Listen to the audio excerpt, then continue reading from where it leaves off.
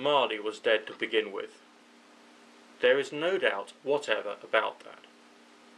The register of his burial was signed by the clergyman, the clerk, the undertaker, and the chief mourner. Scrooge signed it, and Scrooge's name was good upon charge for anything he put his hands to. Old Marley was dead as a doornail. Mind, I don't mean to say that I know, of my own knowledge, what there is particularly dead about a doornail. I might have been inclined myself to regard a coffin nail as the deadest piece of ironmongery in the trade, but the wisdom of our ancestors is in the simile, and my unhallowed hands shall not disturb it, or the country will be done for. You will therefore permit me to repeat emphatically that Marley was as dead as a doornail. Scrooge knew he was dead, of course he did. How could it be otherwise? Scrooge and he were partners for I don't know how many years. Scrooge was his sole executor, his sole administrator, and his sole friend and sole mourner. And even Scrooge was not so dreadfully cut up by the sad event that he was not an excellent man of business on the day of the funeral, and solemnized it with an undoubted bargain. The mention of Marley's funeral brings me back to the point I started from. There is no doubt that Marley was dead.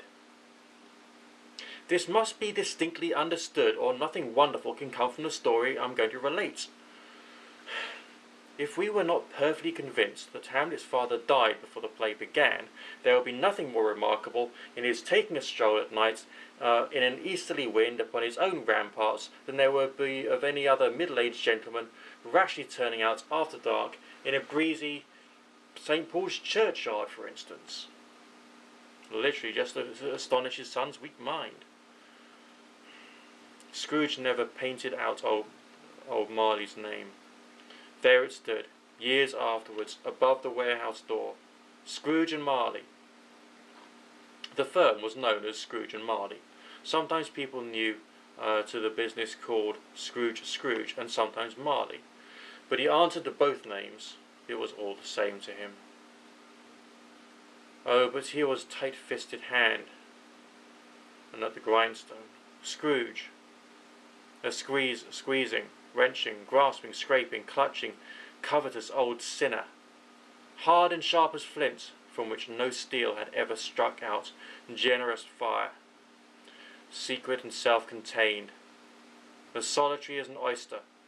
The cold within him froze his old features, nipped his pointed nose, shriveled his cheek, stiffened his gait, and made his eyes red, his thin lips blue, and he spoke out shrewdly in his grating voice. A frosty rime was on his head, and on his eyebrows and his right chin. He carried his own low temperature always about with him. He iced his office in the dog days and didn't thaw it at 1 degree at Christmas. External heat and cold had little influence on Scrooge. No warmth could warm, no wintry weather chill him, no wind that blew was bitter than he, no falling snow was more intent upon its purpose, and no pelting rain less open to entreaty. Foul weather didn't know where to have him. The heaviest rain and snow and hail and sleet could boast of the average over him, and only one respect. They often came down handsomely, and Scrooge never did. Nobody ever stopped him in the street to say with gladsome looks, "My dear Scrooge, how are you? When will you come to see me?" No beggars implored him to bestow a trifle, no children asked him what it was o'clock. No man or woman ever once in all his life inquired the way to such a place of Scrooge. Even the blind men's dogs appeared to know him, and when they saw him coming on, would tug their owners into doorways and up courts, and then would wag their tails as though they said, "No eye at all is better than an evil eye, dark master." But what did Scrooge care? It was the very thing he liked, to edge his way along the crowded paths of life, warning all human sympathy to keep its distance, was what the knowing ones call nuts to Scrooge. Once upon a time, of all the good days in the year, on Christmas Eve did old Scrooge sat busy in his counting house. It was cold, bleak, biting weather, foggy, and you could hear the people in the court outside go wheezing up and down, beating their hands upon their breasts and stamping their feet upon the pavement stones to warm them. The city clocks had only just gone 3, but it was quite dark already. It had not been light all day, and candles were flaring in the windows of the neighbouring offices, like ruddy smears upon the brown air. The fog came pouring in every chink and keyhole, and was so dense without that although the court was of the narrowest, the houses opposite were mere phantoms. To see the dingy cloud come drooping down, obscuring everything, one might have thought that nature lived hard by and was brewing on a large scale. The door of Scrooge's counting house was open, that he might keep his eye upon his clerk, who in a dismal little cell beyond, a sort of tank, was copying letters. Scrooge had a very small fire, but the clerk's office was so very much smaller that it looked like one coal. But he couldn't replenish it, for Scrooge kept the coal box in his own room, and so securely, as the clerk came in with a shovel, the master predicted that it would be necessary for them to part. Wherefore the clerk put on his white comforter and tried to warm himself at the candle, in which effort, not being a man of strong imagination, he failed.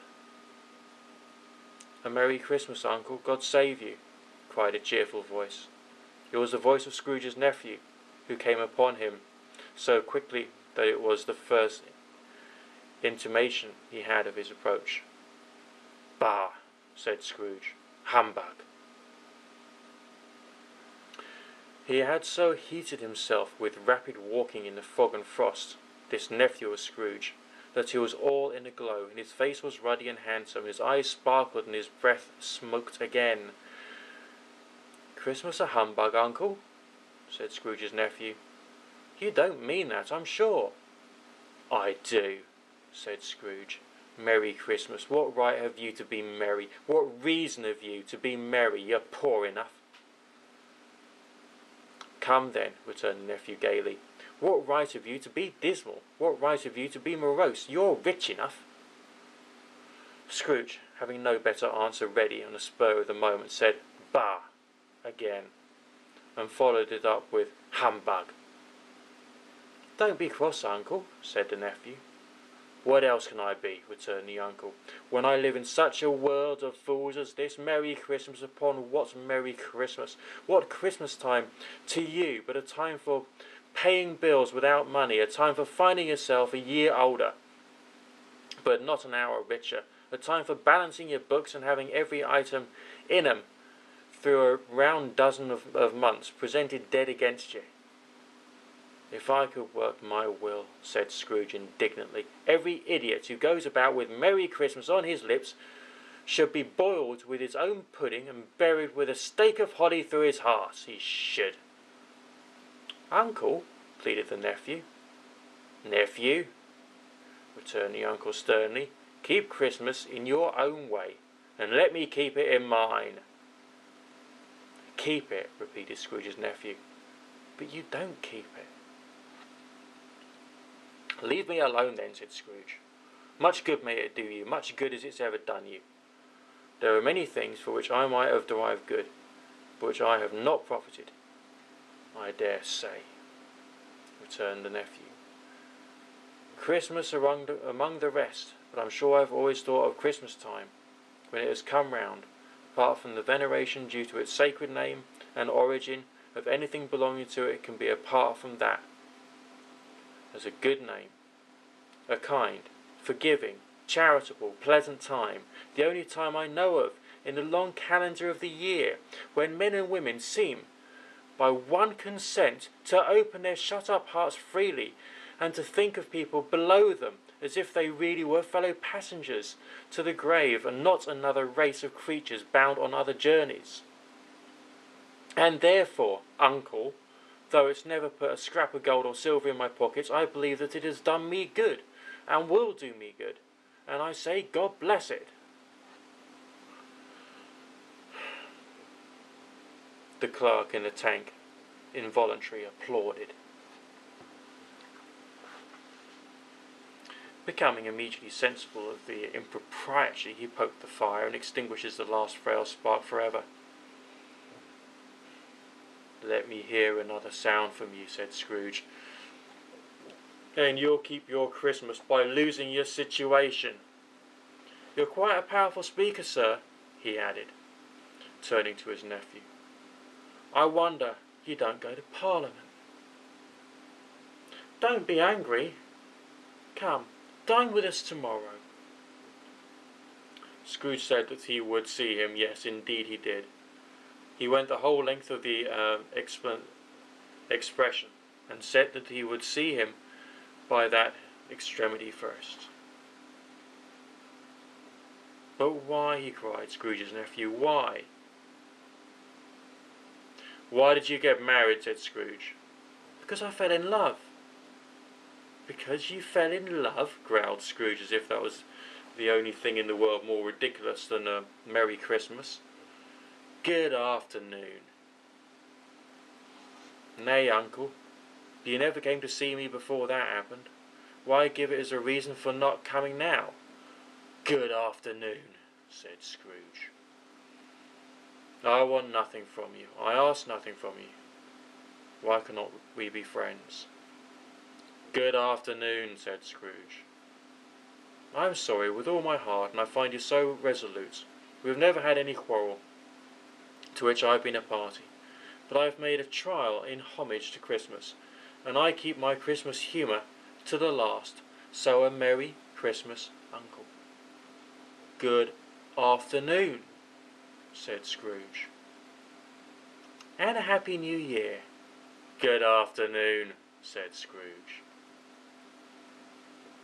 His nephew left the room, without an angry word notwithstanding. He stopped at the outer door to bestow the greetings of the season on the clerk, who, cold as he was warmer than Scrooge, for he returned them cordially. "There's another fellow," muttered Scrooge, who overheard him. "My clerk, with 15 shillings a week and a wife and a family, talking about a Merry Christmas. I'll retire to Bedlam." This lunatic, in letting Scrooge's nephew out, had let 2 other people in. They were portly gentlemen, pleasant to behold, and now stood with their hats off in Scrooge's office. They had books and papers in their hands, and bowed to him. "Scrooge and Marleys, I believe," said one of the gentlemen, referring to his list. "Have I the pleasure of addressing Mr. Scrooge or Mr. Marley?" "Mr. Marley's been dead these 7 years," Scrooge replied. "He died 7 years ago, this very night." We have no doubt he's well represented by his surviving partner," said the gentleman, presenting his credentials. "It certainly was, for there have been 200 spirits in and the ominous world liberally." Scrooge frowned and shook his head, and handed the credentials back. "At this festive season of the year, Mr. Scrooge," said the gentleman, taking up a pen, "it is more than usually desirable that we should make some slight provision for the poor and destitute, who suffer greatly at the present time. Many thousands are in want of common necessities. Hundreds of thousands are in want of common comfort, sir." "Are there no prisons?" asked Scrooge. "Plenty of prisons," said the gentleman, laying down the pen again. "And the union workhouses?" demanded Scrooge. "Are they still in operation?" "They are still," returned the gentleman. "I wish I could say they were not." "The treadmill and the poor law are in full vigour then," said Scrooge. Both are very busy, sir. Oh, I was afraid from what you were saying at first that something had occurred to stop them in their useful course, said Scrooge. I'm very glad to hear it. Under the impression that they scarcely furnish Christian cheer or mind or body to the multitude, returned the gentleman, a few of us are endeavouring to raise a fund to buy the poor some meat and drink and means of warmth. We choose this time because it's a time of all others when want is keenly felt and abundance rejoices. What shall I put you down for? Nothing, Scrooge replied. Do you wish to be anonymous? I wish to be left alone, said Scrooge. Since you ask me what I wish, gentlemen, that is my answer. I don't make myself merry at Christmas, and I can't afford to make idle people merry. I help to support the establishments I have mentioned. They cost enough. Those who are badly off must go there. Many can't go there, and many would rather die. If they would rather die, said Scrooge, they had better do it, and decrease the surplus population. Besides, excuse me, I don't know that. But you might know it, observed the gentleman. It's not my business, Scrooge returned. It's enough for a man to understand his own business and not to interfere with other people's. Mine occupies me constantly. Good afternoon, gentlemen.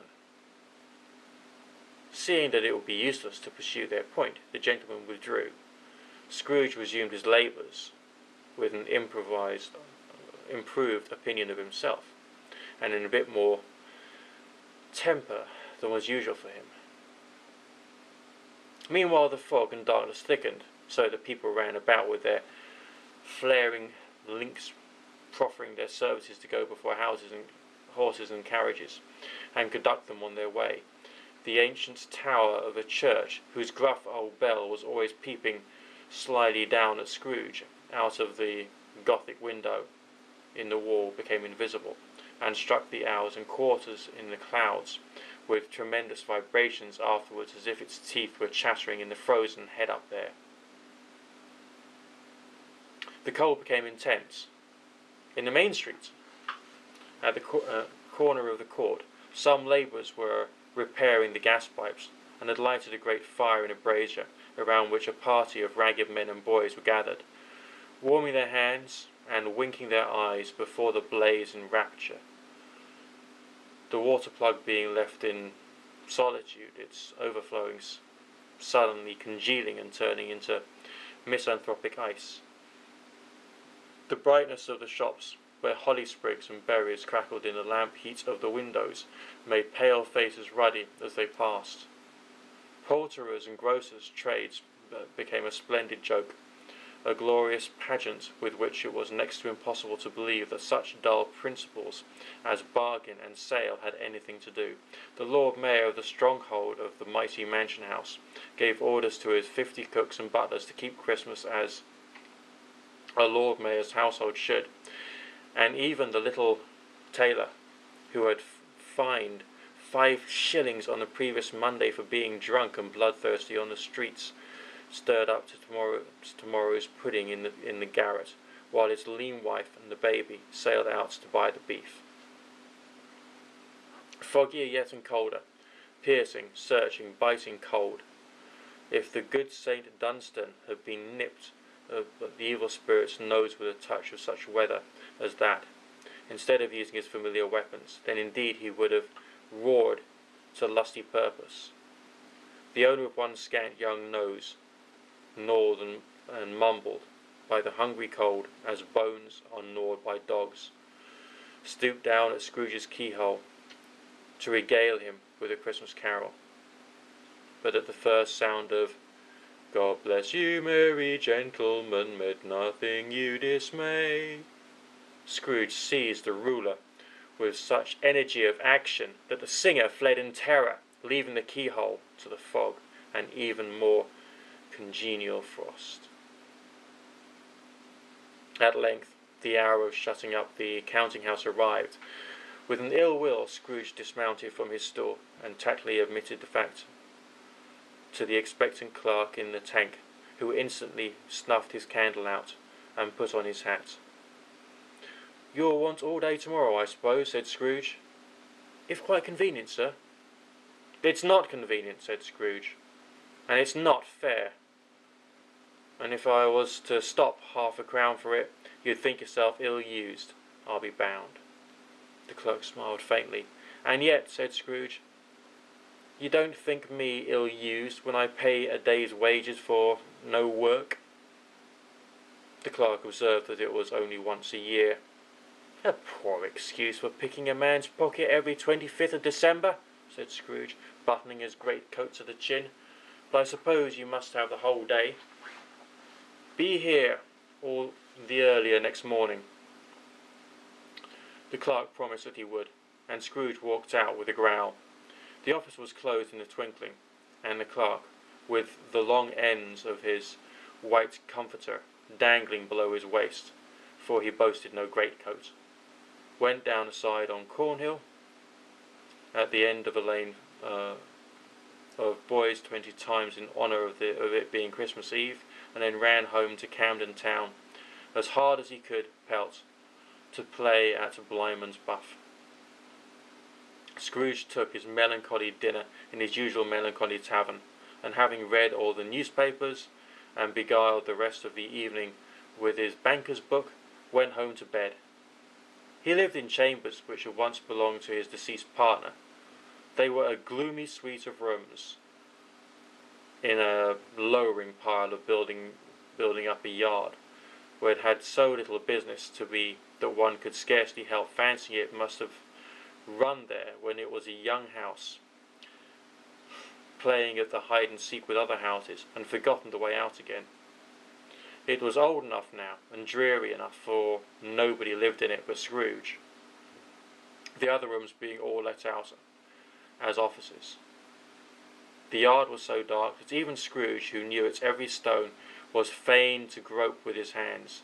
The fog and frost so hung about the black old gateway of the house that it seemed as if the genius of the weather sat in mournful meditation on the threshold. Now it is a fact that there was nothing at all particular about the knocker on the door, except that it was also very large. It was also a fact that Scrooge had seen it night and morning during his whole residence in that place. Also that Scrooge had as little of what is called fancy about him as any man in the city of London, even and including, which is a bold word, the corporation, alderman, and livery. Let it also be borne in mind that Scrooge had not bestowed one thought on Marley since the last mention of his 7 years dead partner that afternoon. And then let any man explain to me, if he can, how it happened that Scrooge, having his key in the lock of the door, saw in the knocker, without its undergoing any intermediate process of change, not a knocker, but Marley's face. Marley's face. It was not an impenetrable shadow, as the other objects in the yard were, but had a dismal light about it, like a bad lobster in a dark cellar. It was not angry or ferocious, but looked at Scrooge as Marley used to look, with ghostly spectacles turned up on its ghostly forehead. The hair was curiously stirred, as if by a breath of hot air, and though the eyes were wide open, they were perfectly motionless. That, and its livid colour, made a horrible image. But its horror seemed to be in spite of the face, and beyond its control, rather than part of its own expression. As Scrooge looked fixedly at the phantom, it was a knocker again. That is to say, that he was not startled, or that his blood was not conscious of a terrible sensation to which it had been a stranger from infancy would be untrue. But he had put his hand upon the key, and had relinquished, turned it sturdily, walked in, and lighted his candle. He did pause, with a moment's irresolution, before he shut the door, and he did look cautiously behind at first, as if he half expected to be terrified again at the sight of Marley's pigtail sticking out into the hall. But there was nothing on the back of the door except the screws and nuts that held the knocker on, and he said, "Pooh-pooh," and closed it with a bang. The sound resounded through the house like thunder. Every room above and every cask in the wine merchant's cellar below appeared to have separate peal of echoes all of its own. Scrooge was not a man to be frightened by echoes. He fastened the door and walked across the hall, and up the stairs slowly, too, trimming his candle as he went. You may talk vaguely about driving a coach and six up a good old flight of stairs, or through a bad young Act of Parliament, but I mean to say you might have got a hearse up that staircase and taken it broadwise, with the splinter bar towards the wall and the door towards the balustrades, and done it easily. There was plenty of width for that, and room to spare, which is perhaps the reason why Scrooge thought he saw a locomotive hearse going on before him in the gloom. Half a dozen gas lamps out into the street wouldn't have lighted the entry too well, so you may suppose that it was a pretty dark with Scrooge's dip. Up Scrooge went, not caring a button for that. Darkness is cheap, and Scrooge liked it. But before he shut the heavy door, he walked through his rooms to see that all was right. He had just enough recollection of the face to desire to do that. Sitting room, bedroom, lumber room, all as they should be. Nobody under the table, nobody under the sofa. A small fire in the grate, spoon and basin ready, and a little saucepan of gruel. Scrooge had a cold in his head. Upon the hob. Nobody under the bed, nobody in the closet, nobody in his dressing gown, which was hanging up at a suspicious attitude against the wall. Lumber room as usual, old fire guard, old shoes, 2 fish baskets, washing stand on 3 legs, and a poker. Quite satisfied, he closed his door and locked himself in. Double locked himself in, which was not his custom. Thus secured against surprise, he took off his cravat and put on his dressing gown and slippers, and his nightcap, and sat down before the fire to take his gruel. It was a very low fire indeed, nothing on such a bitter night. He was obliged to sit close to it and brood over it before he could extract the least sensation of warmth from such a handful of fuel. The fireplace was an old one, built by some Dutch merchants long ago, and paved all round with quaint Dutch tiles, designed to illustrate the scriptures. There were Cains and Abels, Pharaoh's daughters, queens of Sheba, and angelic messengers descending through the air on clouds like feather beds. Abrahams, Belshazzars, apostles putting off to sea in butter boats, hundreds of figures to attract his thoughts, and yet the face of Marleys, 7 years dead, came like an ancient prophet's rod, and swallowed up the whole. If each smooth tile had been a blanket verse, with power to shape some picture on its surface from the disjointed fragments of his thoughts, there would have been a copy of old Marley's head on every one.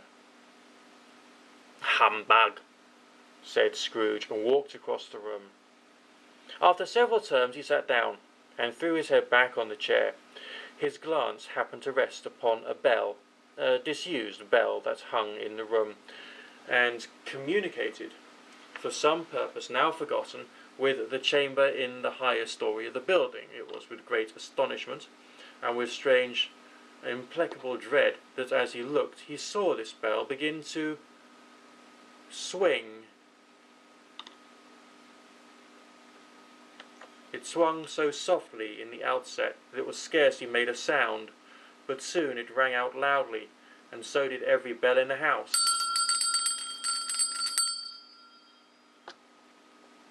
This might have lasted half a minute or a minute, but it seemed like an hour. The bells ceased as they had begun together. They were succeeded by a clanking noise, deep down below, as if some person were dragging a heavy chain over the casks in the wine merchant's cellar. Scrooge then remembered to have heard that ghosts in haunted houses were described as dragging chains.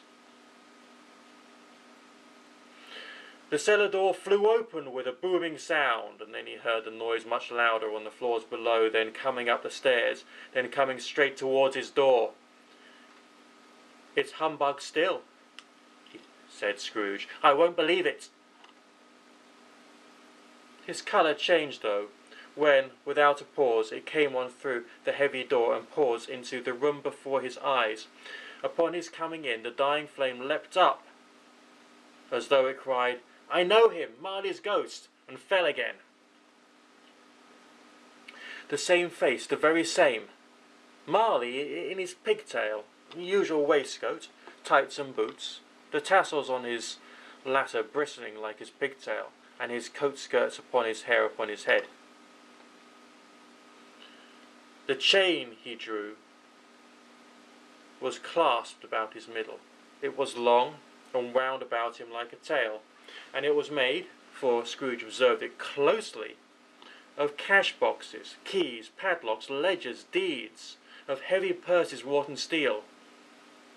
His body was transparent, so that Scrooge observed him, and looking through his waistcoat could see the 2 buttons on his coat behind. Scrooge had often heard it said that Marley had no bowels, but he had never believed it until now.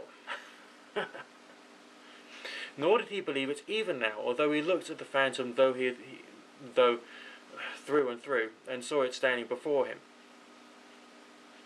Though he felt the chilling influence of his death-cold eyes, and marked the very texture of the folded handkerchief bound about his head and chin, which wrapped he had not observed before, he was still incredulous, and fought against his senses.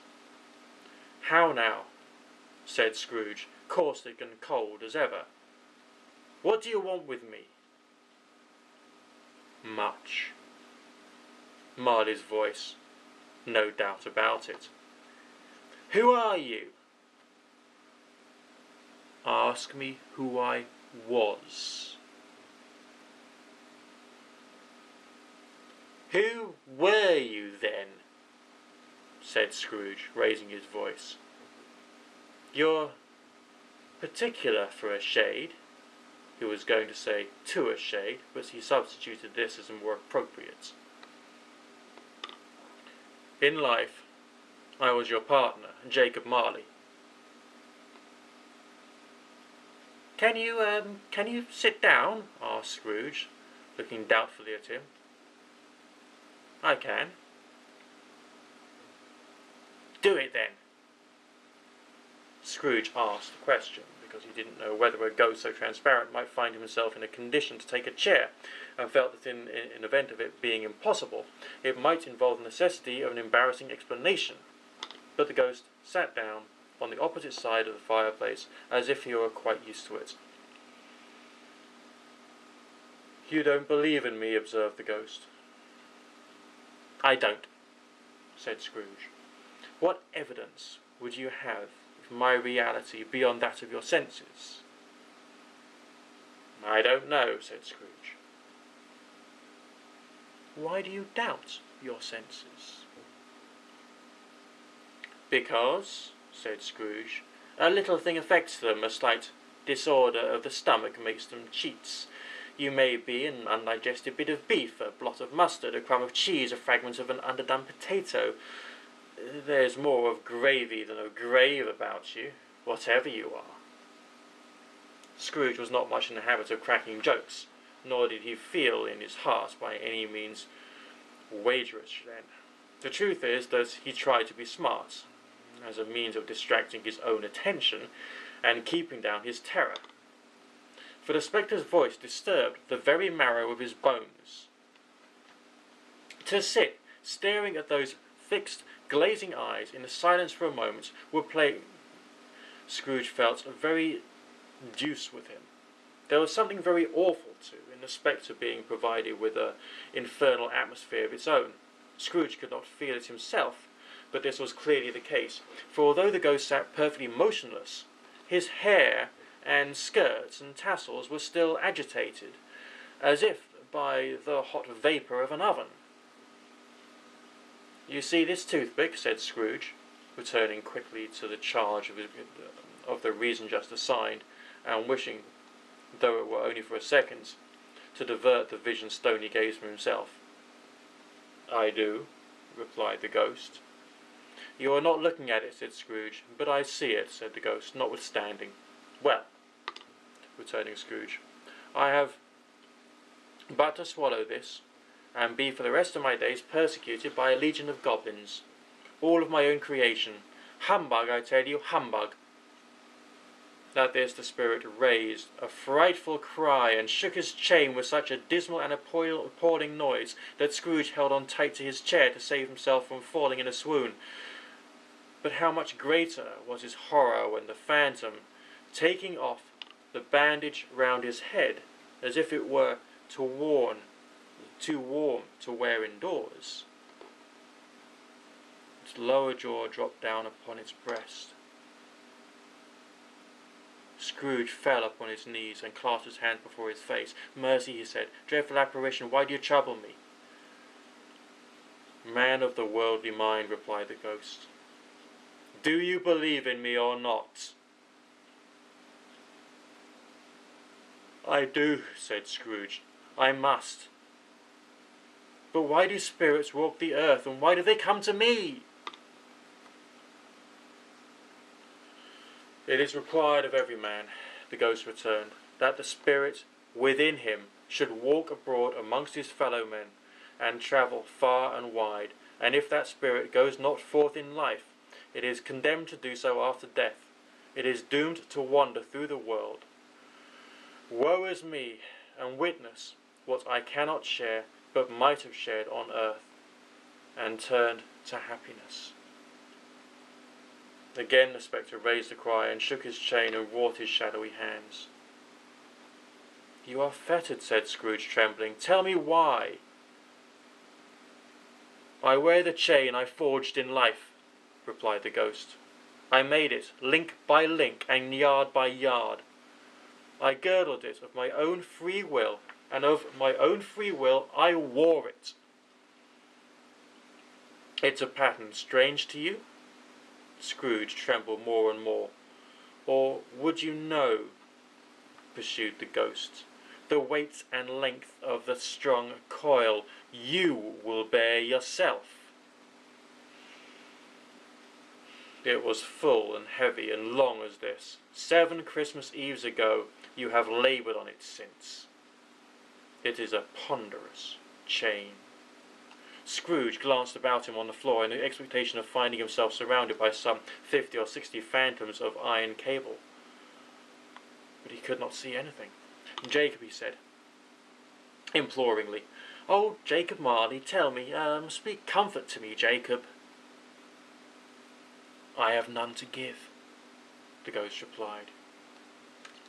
"It comes from other regions, Ebenezer Scrooge, and is conveyed by other ministers to other kinds of men. Nor can I tell you what I would. A very little more is all permitted to me. I cannot rest, I cannot stay, I cannot linger anywhere. My spirit never walked beyond our counting-house. Mark me. In life my spirit never roved beyond the narrow limits of our money-changing hole, and weary journey lies before me." It was a habit with me, Scrooge, whenever he became thoughtful, to put his hands on his breeches pockets, pondering upon what the ghost had said. He did so now, but without lifting up his eyes or getting off his knees. "You must have been very slow about it, Jacob," Scrooge observed in a businesslike manner, although with humility and deference. "Slow?" the ghost repeated.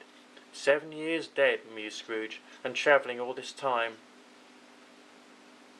"The whole time," said the ghost. "No rest, no peace, incessant torture of remorse." "You travel fast," said Scrooge. "On the wings of the wind," replied the ghost. "You might have got over a great quantity of ground in 7 years," said Scrooge. The ghost, on hearing this, set up another cry and clanked its chain so hideously in the dead silence of the night that the ward would have been justified in indicting it for a nuisance. "Oh, captive bound in double iron," cried the phantom, "not to know that ages of incessant labour by immortal creatures of this earth must pass into eternity before the good for which it's acceptable of all developed. Not to know that any Christian spirit working kindly in this little sphere, whatever it may be, will find its mortal life too short for its vast means of usefulness. Not to know that no space of regret can make amends for one's life's opportunities misused. Yet such was I, oh such was I." "But you're always a good man of business, Jacob," thought Scrooge, who now began to apply this to himself. "Business!" cried the ghost, wringing his hands again. "Mankind was my business. The common welfare was my business. Charity, mercy, forbearance, and benevolence were all my business. The dealings of my trade were but a drop of water in the comprehensive ocean of my business." It held up his chain at arm's length, as if that were the cause of all its unavailing grief, and flung it heavily down on the ground again. "At this time of the rolling year," the spectre said, "I suffer most. Why did I walk through the crowds of fellow beings with my eyes turned down, and never raise them to that blessed star which led the wise men to a poor abode, where there is no poor homes to which the light would have conducted me?" Scrooge was very much dismayed to hear the spectre going on at this rate, and began to quake exceedingly. "Hear me," cried the ghost. "My time is nearly gone." "I will," said Scrooge, "but don't be hard upon me. Don't be flowery, Jacob, pray." "How is that I appear before you in a shape that you can see? I may not tell. I have sat invisible beside you many a day." It was not an agreeable idea. Scrooge shivered and wiped the perspiration from his brow.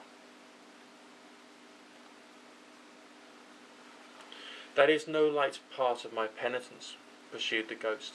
"I am here tonight to warn you that you have yet a chance and a hope of escaping my fate. A chance and hope of procuring Ebenezer." "You were always a good friend to me," said Scrooge. "Thank you." "You will be haunted," resumed the ghost, "by 3 spirits. Scrooge's countenance fell almost as low as the ghost had done. "Is that the chance and hope you mentioned, Jacob?" he demanded in a faltering voice. "It is." I think I might rather not," said Scrooge. "Without their visit," said the ghost, "you cannot hope to shun the path I tread. Expect the first tomorrow when the bell tolls 1. "Couldn't I, take 'em all at once and have it over and done with, Jacob?" hinted Scrooge. "Expect the second on the next night at the same hour, and the third upon the last night, the night when the last stroke of 12 has ceased to vibrate. Look and see no more. Look at that for your own sake. You remember what has passed between us."